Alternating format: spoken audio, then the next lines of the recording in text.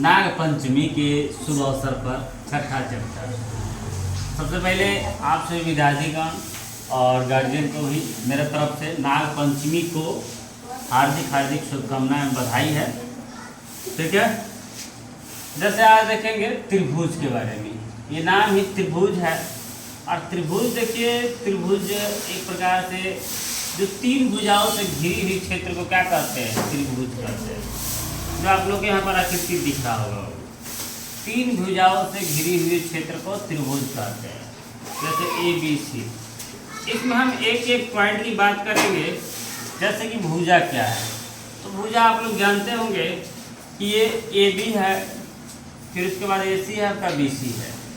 ये तीन भुजा आप लोग के सामने है, इसको हम ऐसे भुजा कह सकते हैं। ठीक है, और ये देखेंगे भुजा को साइड कहा जाता है और तीन गो भुजा होता है। ठीक है, उसी तरह कोण तीन गो हो जाएगा, आपका कोण ए, कोण बी, कोण सी हो जाएगा। और उसी तरह इसमें वर्टेक्स जो होता है, शीर्ष जो होता है, वो तीन ही होता है, जो ए बी सी हो जाता है। ठीक है, आपसे क्वेश्चन पूछ भी सकता है कि त्रिभुज में कितने वर्टेक्स होता है, कितने शीर्ष होता है, तो तीन बताइए। ठीक है, अगर आपसे क्वेश्चन ये भी पूछ सकता है कि त्रिभुज में क्या विकर्ण होता है, विकर्ण कितना होता है। ऑप्शन में रहेगा आपको, जैसे मान लीजिए 1 2 3 0। तो त्रिभुज में विकर्ण होता है, त्रिभुज में विकर्ण नहीं होता है। ठीक है, लंब हो सकता है, इस पे लंब खींच सकते हैं, इस पे लंब खींच सकते हैं, इस पे लंब खींच सकते हैं। तो लंब में भी कितना हो सकता है, लगभग 3 गो हो सकता है। ठीक है,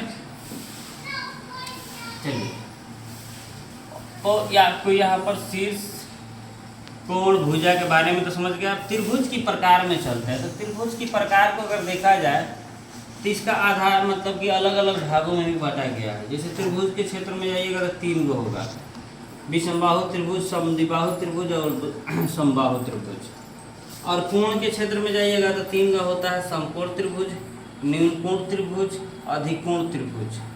सभी त्रिभुजों के बारे में थोड़ा हम एक एक करके समझा देते हैं, बता देते हैं, सुनिए लोग। जैसे इसके पास फिगर हम नहीं बनाया, उधर फिगर बनाया है पहचान के लिए, तो ध्यान दीजिएगा, जगह के भाव की वजह से। सबसे पहले विषमबाहु त्रिभुज का अर्थ समझिएगा। विषमबाहु त्रिभुज के इधर थोड़ा ध्यान, ये देखिए विषमबाहु त्रिभुज है। क्या है, विषमबाहु त्रिभुज। जो विषमबाहु त्रिभुज, कोई भुजा जो है ना आपस में एक दूसरे के बराबर नहीं होता है, यानी विषम बाहु होता है, यानी सब अलग अलग होगा। एक मान लीजिए 5 हो, एक 3 हो, एक 7 हो, ऐसे करके बिल्कुल बराबर ना हो कतई, तो ये विषम बाहु त्रिभुज हो जाता है। इसका एंगल भी आपका जो है ना, यानी कोण भी आपका बराबर बराबर नहीं मिलेगा, उसे विषम बाहु त्रिभुज कह सकते हैं। फिर उसके बाद समद्विबाहु त्रिभुज। समद्विबाहु त्रिभुज का अर्थ होता है, देखिएगा ध्यान से, जिसमें मात्र 2 भुजा, ठीक है ना, 2 भुजा आपस में बराबर होता है और 2 कोण भी बराबर होता है।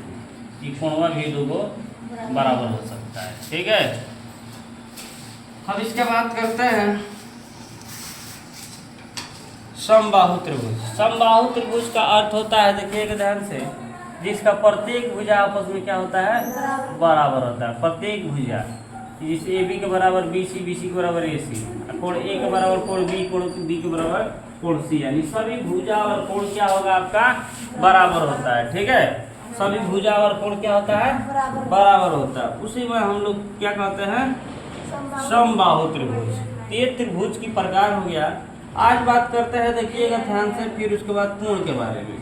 तो समकोण, समकोण का अर्थ होता है, कोण में अगर बात किया जाए तो कोण जो होता है, आप लोग तो जानते हैं कि जिसका अगर मतलब कि कोण जो है ना 90 डिग्री का हो, एक कोण क्या हो 90 डिग्री का हो या समकोण हो, उसको क्या कहेंगे, समकोण त्रिभुज कह सकते हैं। ठीक है, जैसे आप लोग को यहाँ पर दिखाया गया है समकोण त्रिभुज। ठीक है, एक 90 का हो सकता है, यहाँ 30 35 40 जो भी मतलब फूक जाए, 180 डिग्री हो जाना चाहिए।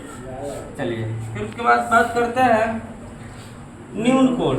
न्यूनकोण त्रिभुज। तो न्यूनकोण त्रिभुज का अर्थ हो गया है कि जिस मतलब त्रिभुज का कोण, एडजेक्टिव क्वेश्चन पूछ सकता है आपसे। ठीक है, सुनिएगा ध्यान से, क्या ऐसे करके ऑप्शन में दे देगा, वो पूछ देगा तो निम्न में से कौन सा त्रिभुज है, 4 को इसमें से उठा कर डाल देगा त्रिभुज। त्रिभुज फैक्ट्री में से उठा के 4 को डाल देगा, कौन बताइएगा।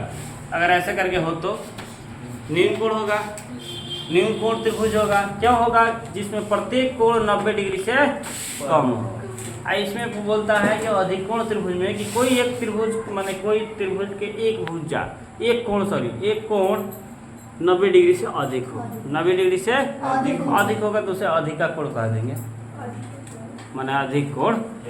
समझ आया? तो ये त्रिभुज के बारे में शायद आप लोग को समझ में आ जाएगा। थोड़ा सा त्रिभुज की और जानकारी ले लीजिए कि त्रिभुज की प्रत्येक कोण जो है ना, त्रिभुज के अंतः कोण का मान कितना होता है, 180 डिग्री। क्या हो जाता है त्रिभुज का अंतः कोण का मान 180 डिग्री। ठीक है, इसमें काम करेगा। अब फिर हम बात करते हैं समरूप की, तो अगला वीडियो में हम लोग देखते हैं। चलिए।